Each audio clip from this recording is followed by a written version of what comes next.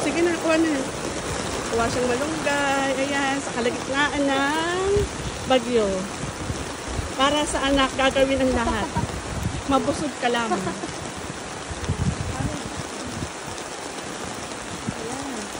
Ayan, medyo madami-dami na yun. Damihan mo pa. Ah, tita? Oo, makikikuha ako. Sige. Damihan ko? Oo, damihan mo na. Para ano, may ano tayo, idakahan natin. Maliligo na ako mamaya. Aray. Magkatatayo ng ano. Ng...